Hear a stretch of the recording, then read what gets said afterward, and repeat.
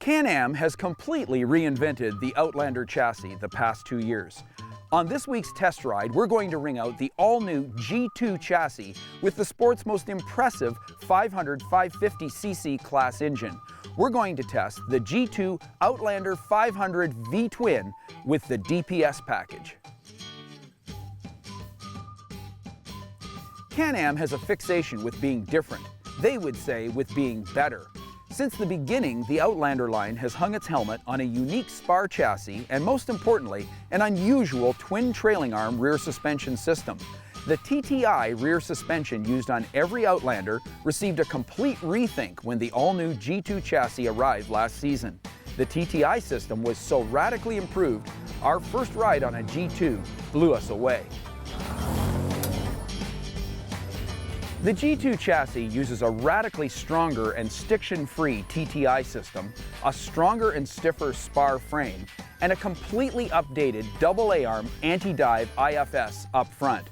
If this sounds like pretty much everything has been changed, you would be correct.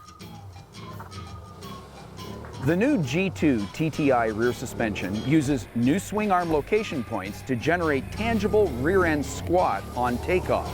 This reaction to heavy throttle drives the rear tires into terra firma, making a significant improvement in traction, and allows the pilot to initiate throttle wheelies by simply tugging on the bars.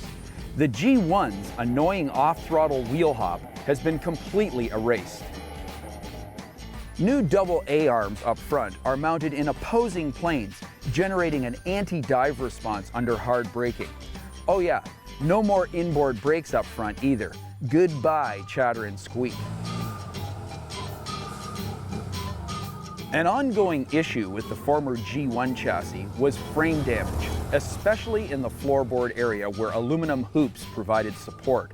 That's all gone and replaced with sturdy steel running board supports and beefed up A-arm mounting tabs as well. While the frame is still referred to as a spar, it looks more like a down-tube conventional ATV frame to us. These changes to chassis design have improved durability exponentially.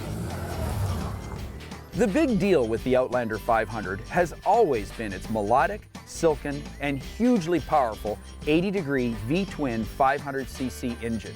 Make no mistake about it, in the 500/550cc class, this is the horsepower king. The 500 Outlander's Rotax V-Twin benefited from the move to the G2 chassis in a pretty substantial way. BRP claims the new Outlander 500 produces 6 more horsepower here than it did in the G1. That amounts to a 15% increase in available power. These extra ponies are impressive. However, we still feel the 500 could use more low-end grunt to compete with the torquey 550cc singles in this segment. Whether you agree with us or not on the issue of low-end torque, we heartily endorse the Can-Am 500 Outlander as the hard acceleration and top-end weapon in the 500/550cc class. Simply put, if you want to race this thing, you better show up with a bigger gun.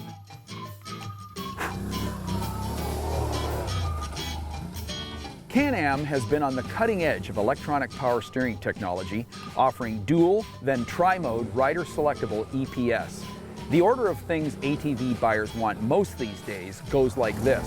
First, it's a winch, next is cool wheels, and catching on stronger every year is demand for EPS. Can-Am has developed a factory package they call DPS, including digital power steering and aluminum wheels, without adding more costs for stuff ATVers can add themselves after purchase. Let's make something perfectly clear. From every perspective, the Can-Am 500 Outlander is a premium caliber ride. From its classy new G2 bodywork, to its sophisticated suspension system, to its incomparable 500cc V-twin EFI mill, this is one ride that leaves little or nothing to be desired.